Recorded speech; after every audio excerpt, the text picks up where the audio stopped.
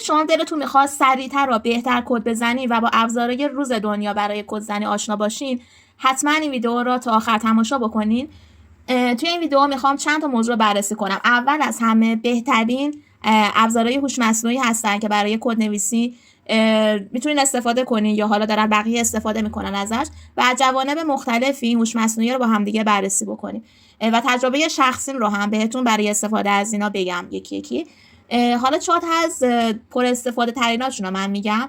لزوما میتونه هوش مصنوعی دیگه هم استفاده بشه، اما این 4 تا چیزایی هست که بین خودم و همکارام دارم میبینم زیاد استفاده میشه و کارای خوبی هم به نسبت دارن. اگه شما هم هوش مصنوعی دیگه استفاده میکنین و راضی هستین ازش، میتونید کامنت بکنین تا یا ویدئویی ازش بسازم یا اینکه بقیه هم پین میکنن بقیه هم استفاده کنن. خب بریم سراغ ویدئوی خودمون. 4 تا هوش مصنوعی که میخوام بگم چت جی پی تی، کلود، دیپسیک و گراک هستن. حالا جلوتر که میریم 4 تا بررسی میکنیم، اما ادامه ویدیو میخوام چند تا سوالم حالا جواب بدم علاوه بر بررسی هوش مصنوعی و معایب و مزایب امروز خیلی داغونم، بی خیال. معایب و مزایا. یه سوالی که خیلی معمولا دیدم همه همکارا، مخصوصا کسایی که حالا تازه وارد این عرصه میشن، میپرسن اینه که آیا قراره هوش مصنوعی بیکارمون کنه یا نه، یا توانایی این کارو حالا نداره. و یکی اینکه چطور میتونیم بهتر از هوش مصنوعی استفاده کنیم، چون صرفا داشتن هوش مصنوعی به این معنی نیست که شما میتونین خیلی راحت باهاش کد بزنید. یه سری قواعدی هست که میتونین رعایت بکنین و یکی از ضررهایی که هوش مصنوعی داره مخصوصا به کسایی که تازه وارد عرصه کد نویسی میشن میزنه رو هم توی آخر ویدیو با هم دیگه بررسی میکنیم و اینکه چطوری میتونین جلوی این موضوع رو بگیرید. خب بریم یکی یکی سراغ این هوش مصنوعی ها بهتون بگم.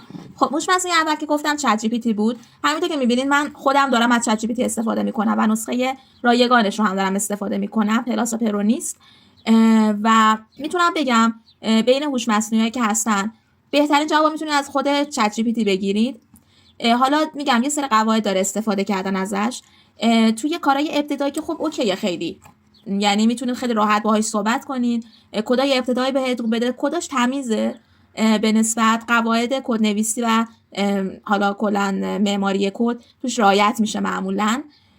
اما نکته ای که از یه چیز خوبی که داره اینه که شما میتونید خیلی راحت باهاش فارسی صحبت بکنید. الان میبینید من کدمو فارسی دادم، کد نسبتا طولانی هم دادم و قسمت جالب توجهش اینه که این کدی که من الان زدم یه اسکریپت بین شاید بگم چند هزار خط کد و اون چند هزار خط کد بهش ندادم و حتی نگفتم که این کد من به چه درده میخوره و این خودش تونسته خیلی خوب آنالیز کنه و بفهمه که این کد به چه درد میخوره، واسه چی زدم و حتی بتونه پیش بینی کنه که کدای دیگه ای که من توی این پروژم دارم دقیقاً چه کاری دارن انجام میدن به صورت تقریبی و برای من یه راه حل نوشته، یه به‌روزرسانی کد انجام داده و میتونم، حالا البته این کاری که کرد درست نبود، حالا آخر ویدیو بهتون میگم باید چه شکلی جواب ازش بگیرید، اما میتونیم اگه مثلا یه قسمت کد گفته و گیج میشیم آخر کد بهش بگین که من کد کامل میخوام و کد اصلاح شده کامل به شما میده.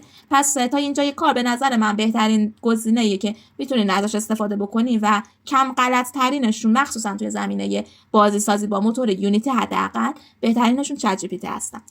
گزینه‌های بعدی که حالا بیشتر ازش استفاده میشه کلود هست که خب جدیدتره به نسبت بقیه‌شون، ابزار قدرتمندیه، واقعا نمیشه گفت که قدرتمند نیست، اما استفادهش بیشتر برای خلاصه کردن کده.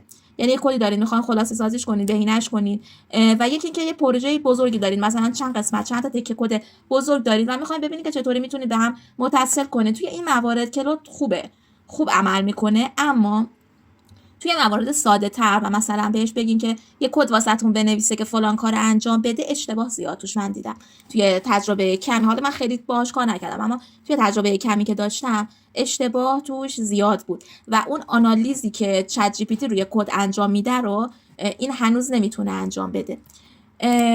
گزینه بعدی دیپسیکه که خیلی ازش دارن استفاده میکنن حقیقتش برای کد نویسی. حالا توی کدای سطح پایین‌تر میشه گفت خوب عمل میکنه، اما ضعفی که من توش دیدم توی کدای سطح بالاتر پیشرفته تر بود که مثلا من کدی بهش دادم به خاطر کم بوده وقتی که داشتم برای بهینه کردن این کد و یا اینکه بخوام ایرادات کدم رو بهم از نظر معماری بگه، دیدم خیلی غلط توی زیاد داشت و کدی که برای من برگردون میشه گفت یه کد پر ایرادی بود که من یکی بهش گفتم اینجا اشتباس اینا نمیدونم چیه، یه سری کلاس خودش واسه خودش ساخته بود و به من نداده بود اون کلاسا رو و این باعث میشه که به جای اینکه صرفه‌جویی توی زمانتون بشه، تازه که زمانی هم طول بکشه که با خود با خود ابزارهای هوش مصنوعی درگیر بشین و زمان زیاد خلاصه از شما میگیره. پس بهتر از ابزار استفاده بکنید که زمان کمتری ازتون بگیره و نتیجه بهتری بده.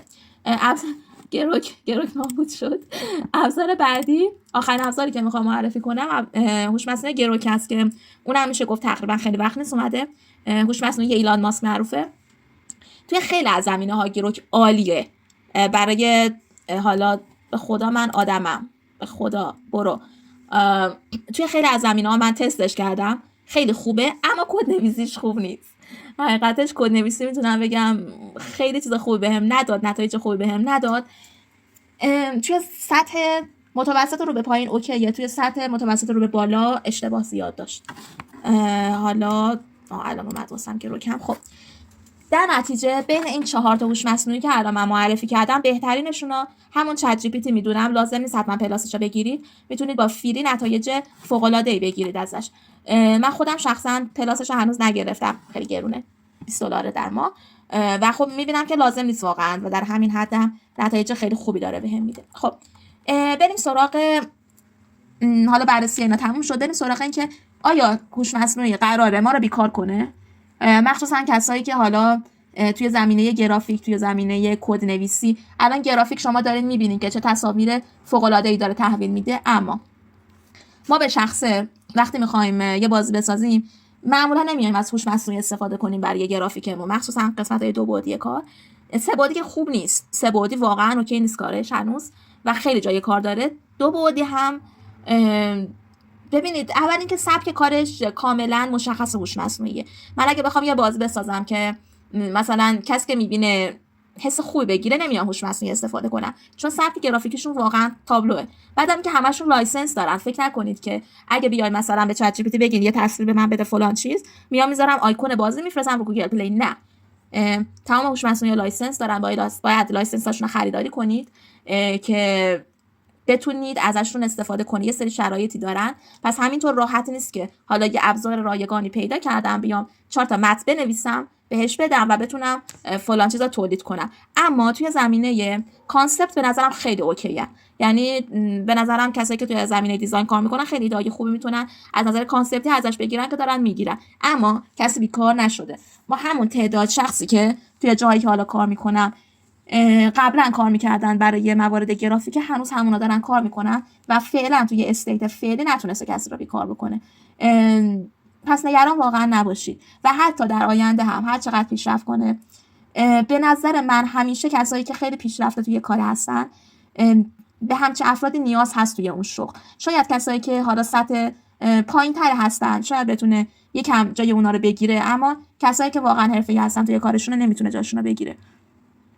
و طبیعتاً اینا مطمئن باشین یه سری قوانینی وضع میشه و تا یه حد خوبی جلوش گرفته میشه که انسان‌ها بیکار نشن، چون خود آدم‌ها، کسایی که سازنده این هوش مصنوعی هستن، اینا خیلی خوب میدونن که بیکاری باعث چه معضلاتی توی یه جامعه میشه و طبیعتاً دولت‌ها و حکومت‌ها این اجازه رو نمیدن که به این سطح برسن مردم که به اعتراضات خیلی بزرگی منجر بشه. شما بازی دیترویت رو ببینید، یه نمونه فوق‌العاده خوبی از اینا نشون میده. دنیایی که ربات‌ها اومدن جای انسان‌ها رو گرفتن، چه معضلات حالا زیادی وجود داره، از تنبلی انسان‌ها گرفته، از بیکاری انسان‌ها گرفته، از جنگی که بین ربات‌ها همین هوش مصنوعی‌ها و انسان‌ها اتفاق میفته و عوارض خیلی بیشتری داره تا منافعش برای همه. پس نگران نباشید، نشینید بگید هوش مصنوعی قراره بیاد کد نویسی یا بگیره پس من دیگه نمیرم وارد شغل بازی سازی یا کد نویسی بشم. این چرندیاتا بریزید دور، به روز پیش برید و ببینید چه اتفاقی میفته در آینده و نگرانی نداشته باشید.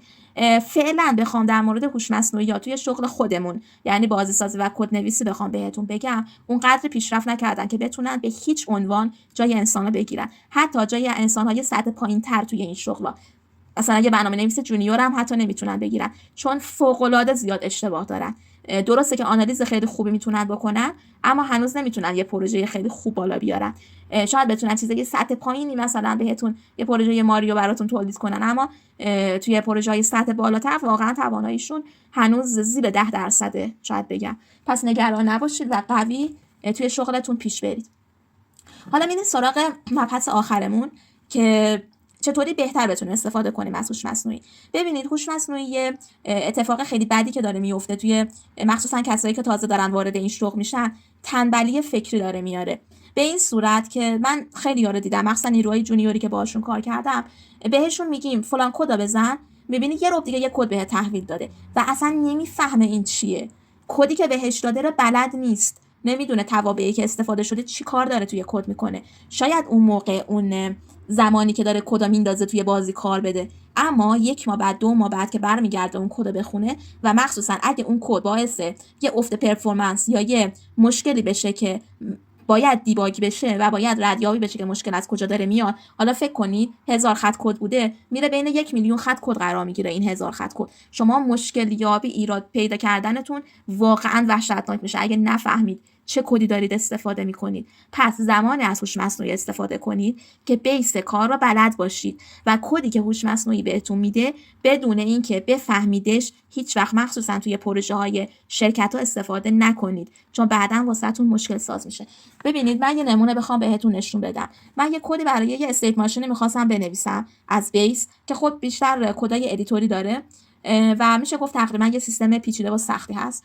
من یه قسمتی از این کد را که ادیتور هست حقیقتش حالش نداشتم خودم بنویسم، بیشتر حالت جنبه نمایشی داشت توی ادیتور یونیتی. دادم به هوش مصنوعی، گفتم من اینا میخوام، فارسی هم حتی نوشتم، تا این حد حالش نداشتم.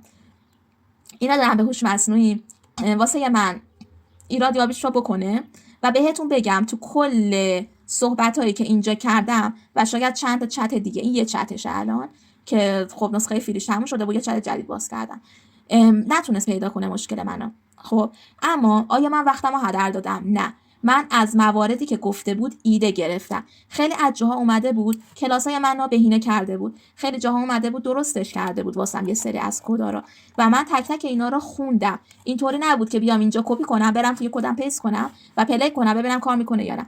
تک تک اینا رو خوندم و حالا توی چند تا چت بعدی که نمیتونم نشون بدم چون جزئیات کدم داخلش هست، خودم متوجه شدم مشکل چیه و به هوش مصنوعی گفتم توی این قسمت من مشکل داشتم و بیا برای من درستش کن. خب حتی خودم درستش نکردم، فقط فهمیدم مشکل کار چیه از ایده هایی که توی این کدا بهم داده بود. جالبه حتی کامنتش هم واسمون فارسی نوشته و از این ایده ها من متوجه مشکلم شدم و به هوش مصنوعی گفتم کدش واسم اصلاح شده فرستاد و استفاده کردم و مشکل من برطرف شد. شاید اگه هوش مصنوعی نبود چند روز طول میکشید تا من بتونم این ایبیابی رو داشته باشم.